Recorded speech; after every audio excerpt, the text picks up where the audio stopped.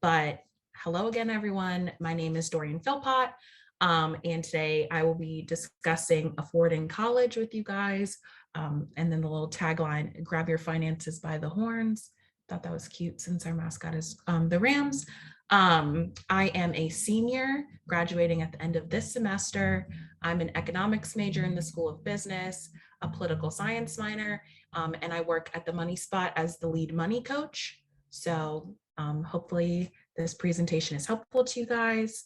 And today we're going to be talking about a few things related to the cost of being an undergraduate student at VCU, such as the cost of attending VCU, the benefits of a degree, your options as far as paying for college, so loans, scholarships, grants, and the FAFSA, which is hopefully you guys know what the FAFSA stands for, but it's a free application for federal student aid. Hopefully you guys are already familiar. But okay, so to go ahead and get started, let's talk about why do we attend college, and please use the chat function. Hopefully this can be super interactive since it's a pretty small group, but use the chat function and tell us, maybe your reason or generally why you think students decide to attend college as a whole or maybe VCU specifically. And while we wait for maybe some responses to come in, I'll tell you guys a little bit about my story, or maybe about why I attended VCU. So I knew that I wanted to go to college, and I'm an out-of-state student, so it's kind of random for me to decide to go to VCU, but I love Richmond and I loved the ability to have an econ degree, which is usually like a humanities and science type of degree. In the business school, I thought that business skills were the ones that I wanted, but I wanted the econ degree specifically. So that's what led me to VCU. Okay, in the chat, I'm seeing to gain new skills and get a degree that will be helpful for employment. Absolutely, that's a big one. For a higher chance of getting a job, right? I think that those are great reasons to attend college, and we'll kind of talk a little bit more about those. So just to show you a list of reasons that we at the Money Spot came up with, and maybe some things that you guys had in common. We have to get a degree, to find a great job, to make money, to get experience in our field, and to build community. So hopefully you find yourself fitting into one of these categories, or maybe something a little bit different. And every person's reason for attending college is really valid. So now we'll talk about the cost of attending college. So these are the statistics for the 2022-2023 school year, I believe. So in-state tuition at VCU is $15,642. Hopefully this figure looks familiar to a lot of you since student bills just came out recently. Hopefully you check that out, and maybe this is the number that you saw. That's just the tuition amount.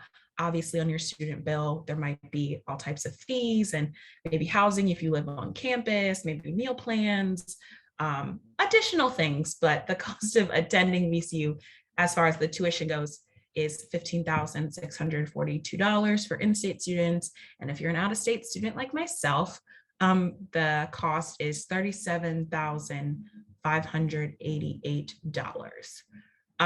So I don't know how you guys feel about these numbers, but this is really expensive, I think, particularly if you're using loans that charge interest to attend college, or you're pulling money from your own that you saved from working. That's a lot of money that you need to pull together to cover the cost of college. So we'll kind of talk a little bit more now about, is it worth it, right? Like, is that $15,000 or $37,000 figure worth it? Let's look at the data. So take a second to take in these different graphs that we have on the screen for you. These are provided by the Bureau of Labor Statistics. So the data does tell you, yes, that a college degree is worth the investment, even with the high costs that we just saw. So if you look on the left-hand side, of the graph, that is, the blue section is focused on unemployment based on your educational attainment. So as you can see, the further you progress in your education, the less likely you are to be unemployed. And I think that that's a really important statistic to consider when we talk about why we're attending college, right? To get a job. Having that college degree definitely helps you get that job. And then you can even see kind of how those figures change as you jump up to maybe a master's degree or a professional degree or a doctoral degree. So you can see that there's a pretty, there's not a huge difference, but there's still, you know, a little bit of increased job likelihood or less likelihood of unemployment if you, again, continue even further and advance in your degree. But I also want to note, you can see like a 1.1% difference between associate's degree and bachelor's degree. And I think that that's something pretty valuable to point out, right? Like an associate's degree is really great and it can definitely benefit you and lessen your chances of unemployment, but completing that bachelor's degree will give you even that little extra boost. And a bachelor's degree also tends to lead to higher, I believe this statistic is median weekly earnings from 2021. So you can see too that having that bachelor's degree can kind of give you like a, what's that, like $450, $350 increase in your median weekly earnings. And that is really important to consider and to make sure that you are keeping in mind. And again, like I mentioned before, if you continue even further with a master's degree or maybe a professional or a doctoral degree, that figure only increases. So, you know, those are really good statistics. And you can, sorry, I'm checking my notes to make sure I haven't missed anything. So you can earn an additional $371 per week when you have a bachelor's degree over that associate's degree. And I know that that sounds good to me. And that translates to an extra $19,292 a year, as opposed, if you have a bachelor's degree as opposed to an associate's degree. I know I would like an extra $20,000, which is why I'm hoping to finish my bachelor's degree at the end of this December. I don't know about you guys. So you can see here that our degree at VCU will help protect our job in times of volatility and lead to increased earnings over the course of our career. So I know that those figures are kind of astounding that we looked at on the previous slides about tuition, but the college degree is worth that upfront cost. Does anybody have any questions about the figures or have any comments in the chat? You guys can drop them in at any time and I will be checking. But now I guess it's time to move on. Okay, so we're going to talk now about how do we afford paying for college. So there's three different ways that people, or three different like tiers of paying for college that we'll talk about. So your best bet is grants, scholarship, working, and savings. And we'll kind of get into each of these categories a little bit more as we work through the rest of the presentation. The next tier down, or like a solid option, would be federal student loans. And we'll talk a little bit more about that. And then the last section is buyer beware. So these are options that we don't necessarily recommend, but depending on your circumstances, they might be the methods that you use to pay for college. And those are just private loans, home equity loans, and credit cards. And I would love to see in the chat some reasons why we don't recommend the buyer beware options.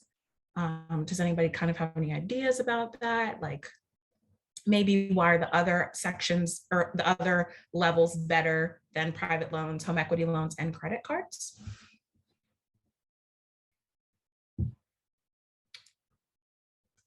Anybody have any ideas? Oh, I see something in the chat. Yeah, credit cards can have high interest rates. Sometimes it's 30%, sometimes it could be a little bit less. And right, you don't want to owe all that extra money on your $30,000 of the cost of tuition, I guess. So no, I think that is great. That's a really great answer. So basically what you said, private loans specifically tend to have much higher interest rates than the federal student loan options. And they also tend to have really, really strict repayment schedules and terms, and they don't allow for forbearance or deferment, which are things that if you have federal student loans that you can use to pause your payments or kind of defer them while you're in school, or if you're kind of struggling from time to time, federal loans can help you in a way that private loans tend not to. And for home equity loans or other types of secured loans, you have to offer up collateral, like maybe your house or a car, in order to guarantee to the lender that you will repay that loan to them. And if you don't repay that loan, they will take the object, or they legally can take the object that you put up as collateral. So you don't want to lose your house or your car, because those are secured assets that you have, right? You want to protect the things that you already own. And like I heard in the chat, credit cards have extremely high interest rates and also have pretty strict repayment terms. And credit cards also have a high default rate, meaning that when you put too much money on your card and you can't pay it back, it doesn't really reflect positively on you. So you want to make sure that you are not, maybe you're being really careful and maybe trying not to use those three methods to pay for college. They're risky and they're expensive. Yes, and it can slam your credit score when the balance is high. Exactly. That's like some information for a different presentation, but yes, your credit score does pay attention to how much money you have borrowed or you have in debt. So you want to, make sure that you are keeping an eye on those things.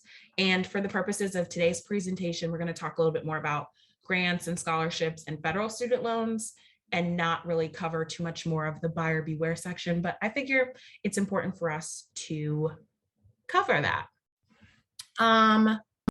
So now we're going to move on, unless there's any questions that anybody else has before we go ahead and move on.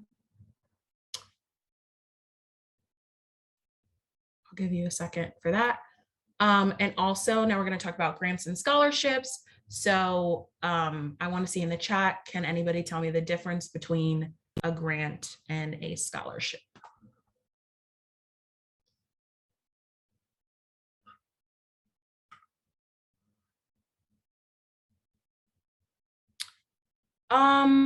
Is there weeks of welcome check-in for this event? Not. There might be, I have to check. If you wait till the end of the presentation, I will check and see if there is one, because I know that it is a part of weeks of welcome, but nobody gave me like a code that you need to scan. So I will have to check to make sure that you're not missing anything, but I can also reach out to the people and let them know that you are here too. Anybody? Okay. Is a grant what's given to you, on a scholarship something a little harder to work for, like great grades, write a paper, why you deserve the funds? Let's see the answer. Okay. So let's see if you're right. Grants tend to be need-based, and then you never really have to repay the money that you're given with the grant, but they usually or often require you to fill out the FAFSA in order to receive them. Versus a scholarship that could be need-based or merit-based. So they might look at your grades, they might look at your extracurricular activities, they might care about what your interests after college are, or they could be need-based based on your FAFSA information, and it just kind of depends. But you also never have to repay them, but you do usually have to find and apply for them. I know that like at schools like VCU, a lot of times when you apply to school as a part of your application package, you're automatically considered for a lot of scholarships. So you don't always have to do that work when you are first applying, but usually if you're looking for scholarships later as you attend VCU or other schools, depending, you do have to apply for those like annually.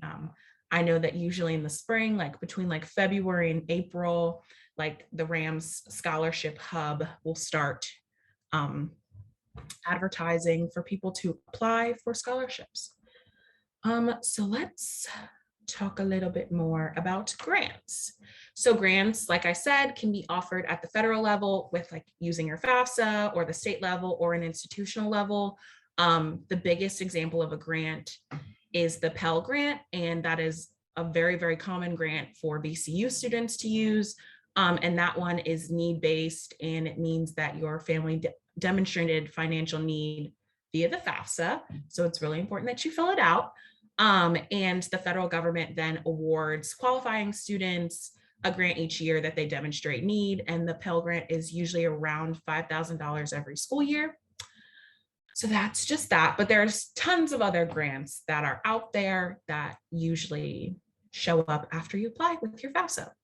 And as I was saying about scholarships, those might be they might be offered through companies or foundations or nonprofits or other organizations. Sometimes you do have to look for them. Like I know I applied at the beginning of, or the end of last semester for a scholarship through a foundation.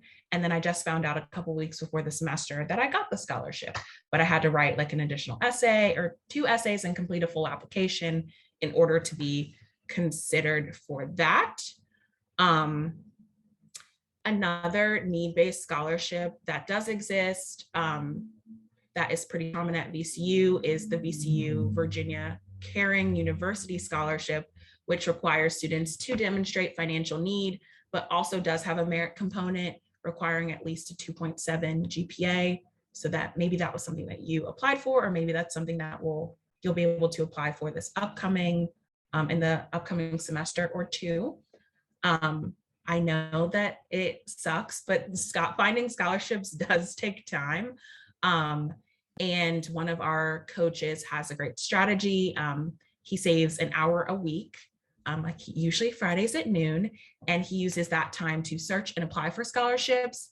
And because he spends the time to do this, he was able to receive enough scholarships to cover almost all of his college expenses.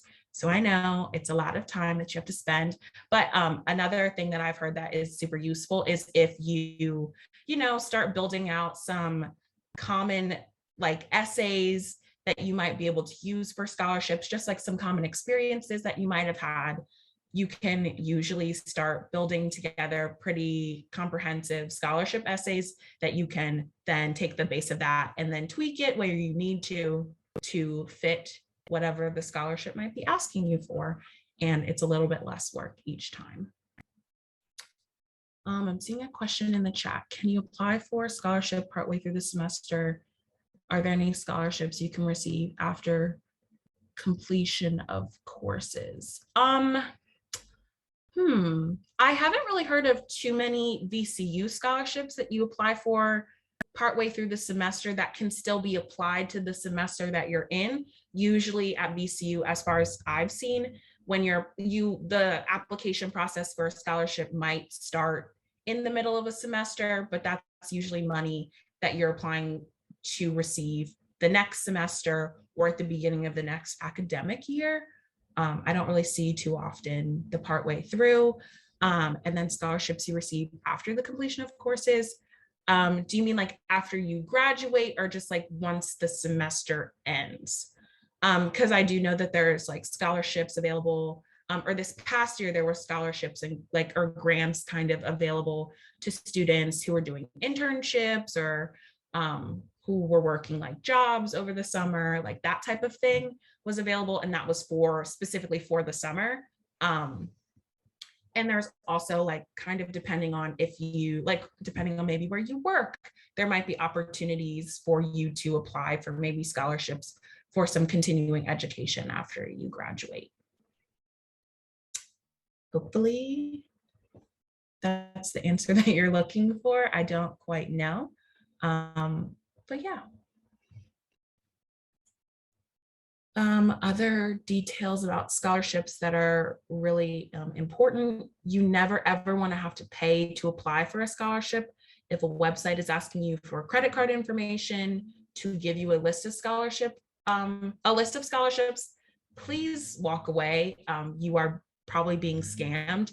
Like, don't give out your credit card information or your debit card information or whatever, your social security number, in order to receive information about scholarships. That is not good. And we recommend starting with VCU specific scholarships. And basically the website we use for that is you can use vcu.academicworks.com, or the VCU RAM Scholarship Hub is a really popular website that people use. And again, like, that opens like every spring semester in like February or March. And there's tons of scholarships, and you can filter kind of by major or different interests that you have. And there is a wealth of scholarships for you to apply to on there. Also, I know that the business services has its own separate scholarship website as well. And I know when I was a freshman, I applied for a scholarship through them and got that for my sophomore year. And it was a pretty good amount of money. So kind of be on the lookout for those things, usually at the end of the fall semester or maybe the beginning of the spring semester, depending. Are there any more questions about grants and scholarships? No? Okay. Now we will move on to talk about student loans and federal student loans specifically, which can be a little bit complicated, but hopefully not so complicated. So there's 3 different types of federal loans that are available to you when you are an undergraduate, when you're a graduate student, or if you're continuing your education later. It's a little bit different, but the main 3 types as an undergrad are direct subsidized, direct unsubsidized, and direct plus. So direct subsidized loans are based on your FAFSA, which is where you need to start. So make sure you fill that out, but we'll talk about that a little bit later. And they are need-based, which means that you have to demonstrate financial need, and you need that money in order to cover the cost of your education. They tend to have pretty low interest rates because they're offered by the federal government. And the nice thing about federal subsidized loans is that while you are in school, the interest doesn't accrue. So it waits until you are done school, or kind of if you happen to take a significant pause in your education, then the interest will start to accrue. So, but they give you like a nice window of time to not be focused on paying back those loans and to just dedicate yourself to school. And it's kind of nice too, because the amount that you borrow can exceed your financial need, to make sure that you're not like taking out too much money, which sometimes can be a little bit annoying, but it tends to help you in the long run. And then the second type of loans are direct unsubsidized loans, which also require you to fill out the FAFSA. And these are also low interest loans from the federal government, but you do not need to demonstrate financial need in order to qualify for them, but the interest will start to accrue immediately as soon as you take out the loan. So again, you want to make sure you're not borrowing maybe more than you need to, or there's a cap on the amount. So for most VCU students, about 2/3 use subsidized and subsidized loans to help to cover the cost of attendance. And one of the most important things to remember is the difference between federal student loans and private loans is that, again, while you're in school, federal loans, you do not need to make payments, and there's like a school deferment and a grace period. So you don't owe any money until at least 6 months after you graduate, or again, like I said, if there's a prolonged pause. So you just have to be attending school at least part-time to not have to pay, versus private loans, which again, you might have to start paying those back pretty quickly, or they're just like on a different repayment schedule.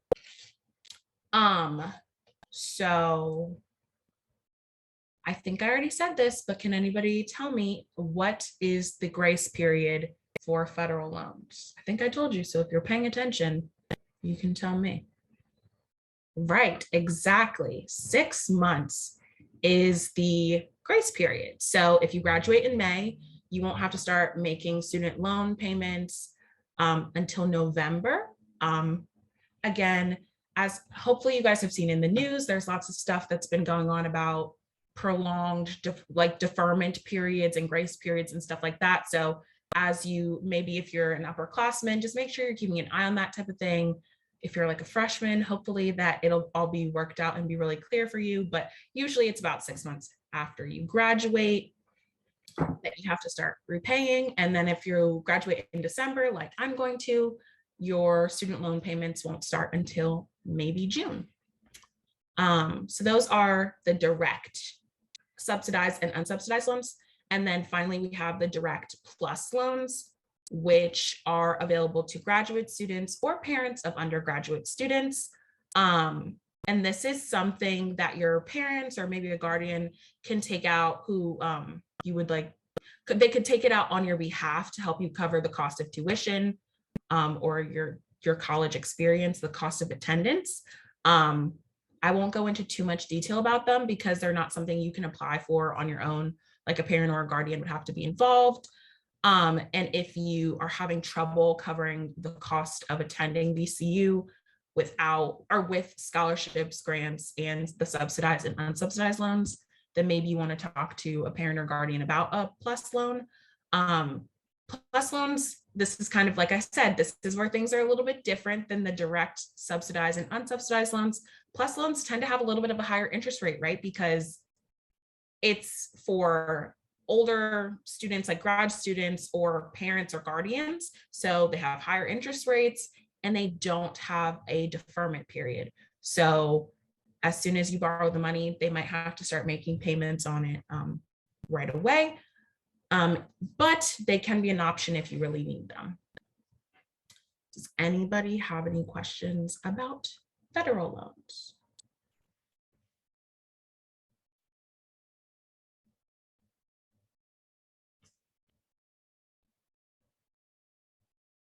Anybody? No? Okay. And we move on. So let's talk about why do loans have a bad reputation? We hear a lot of things in the news about student loans and kind of, why they have like, or why they're bad, or maybe a lot of people have a lot of strong feelings about student loans. Why do we talk about student loans being a burden to college attendees? And there's two main reasons, over borrowing and private loans. And those are really why student loans as a whole have a bad reputation. So over borrowing occurs when your loan approval amount in your financial aid offer letter is more than you would need to pay for school. So I don't know if that's ever happened to you. I know tons of people where that's happened to them. So please be cautious and actually calculate the amount of money that you want to accept. I don't know if this is something that you've heard before, but you can actually decide to accept less money. Like you don't have to accept everything that maybe you can qualify for, because that money is going to accrue interest later, or like as soon as you graduate, depending on what type of loan it is. So please make sure that you're paying attention and you're borrowing what you need, not just everything that they give to you, because you have to pay that back eventually. And only accept what you need to live. Fun spending money should ideally come from another source like a job. It shouldn't be coming from your student loan because your student loan is not interest free. And the other thing is private loans give student loans a bad reputation because, like I said, of the high interest rates, and they tend to have predatory lending practices. They're not always trying to do the best by the student. They are trying to make money off of you. Or like I said, with the home equity loans, they might, ask you for an asset as collateral, and you could lose something that you already owned, like a car or a house or whatever. So you just want to make sure that you are being really careful. And if you do have to take out private loans, pay them on time and pay them in full. follow exactly the directions that they give you, because you don't want to end up in a bad situation. I, as a money coach, and obviously all of my colleagues and everyone at VCU wants to make sure that you are borrowing money responsibly and you're not over borrowing when it comes to your federal student loans, and that you're avoiding private loans or predatory loans. Student loans should be considered good debt to people because it shows that you're a savvy borrower, but you just are trying to avoid the major pitfalls that we've discussed. Does anybody have any questions about student loans having a bad reputation? No? Okay, cool. So I hope that you all, if you thought this before, that from now on, you don't think about student loans as a bad thing. You think about it as a thing to help you pay for your education, which will only serve you in the long run. Okay, so next, before you accept loans, check what loans you've already taken out to avoid the overborrowing that I previously mentioned. In your offer letter that you receive from VCU, you want to check the loans that you've already taken out, and then you want to use a repayment estimator to make sure that this is a payment that you'll be able to afford after graduation. I know that that sounds a little bit crazy, maybe if you're in your first or your second year, to be thinking about, oh man, am I going to be able to manage this repayment when I get out of school? But it's really important that you start getting in the habit of thinking about those things, because you don't want to find yourself in a situation 2 or 3 or 5 years, however long down the line, realizing that your loan payment is too high for you and you can't make the payments in full. So VCU has a tuition estimator that you can use to calculate the maximum amount of money you should be accepting in your aid letter, again, to make sure that you're not over borrowing. And I will talk a little bit more about how you can figure out what your repayment monthly payments might be. So anybody have any questions about checking what loans you've already taken out? No? Okay, if you do, you can put them in the chat and we'll get to that. Okay, so now we need to talk about the repayment estimator and repayment plans. So in the chat, I'm going to drop this link. This is the studentaid.gov loan simulator. I'm not sure if this website will let you in right now because of President Biden's new student loan debt cancellation announcement. The federal studentaid.gov website is way busier than it usually is. So it might not let you in today, or it might take a while, but this is just a really great tool that I want to share with you guys, and a tool that I'm absolutely obsessed with and think is the most useful thing ever. So this is, again, a federal student loan simulator. So it only does federal loans. Private loans, you'd have to use maybe a different repayment simulator.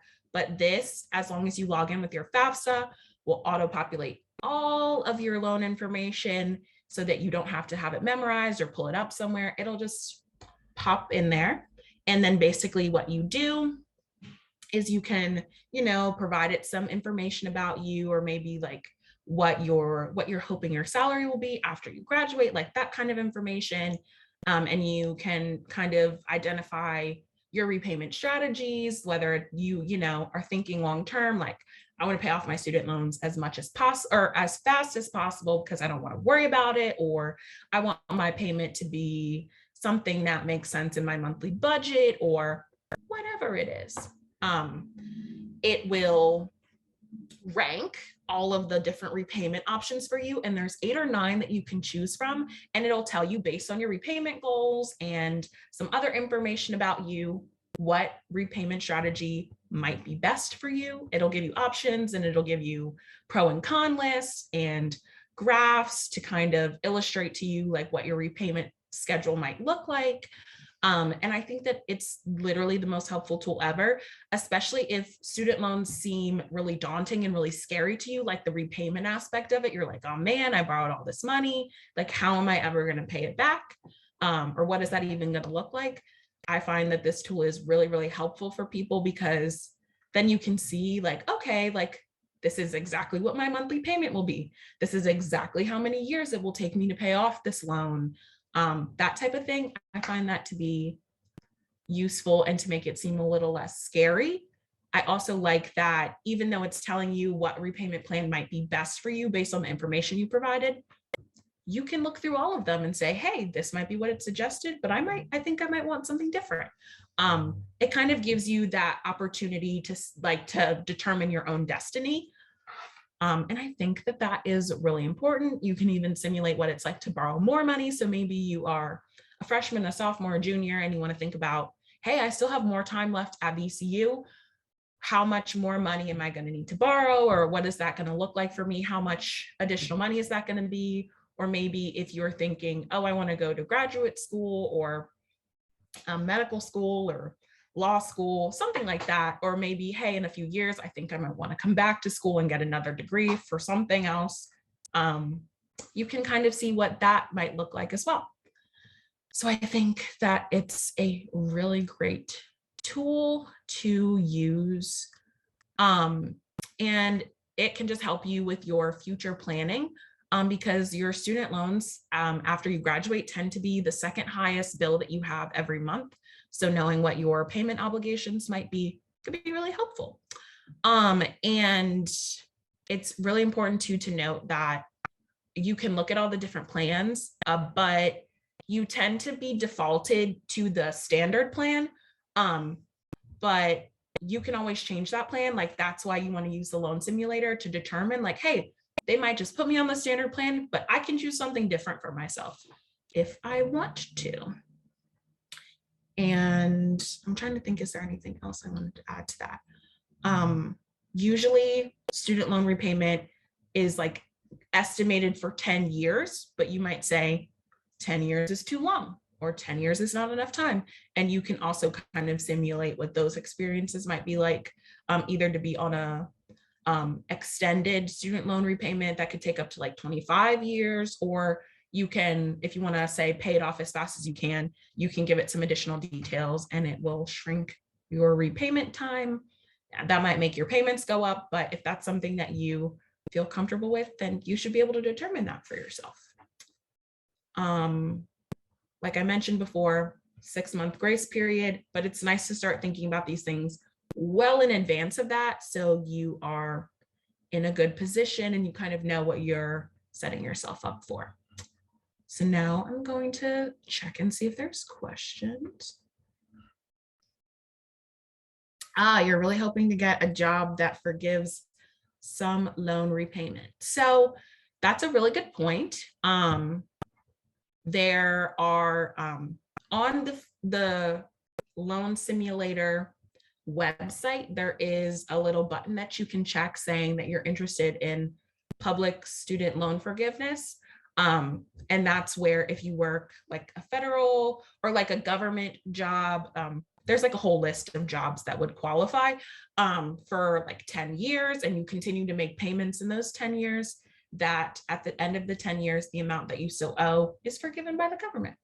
So if you are wanting a job that might do that, maybe a federal job or like as a nurse or a teacher or something like that might be a good interest to you. But also maybe when you're looking for jobs down the line, that's something that you're looking for and asking them the questions about, like, hey, like, do you guys offer student loan forgiveness, or like, do you offer like help repaying student loans? Like, you'd be surprised how many companies do those types of things or offer some type of service to their employees.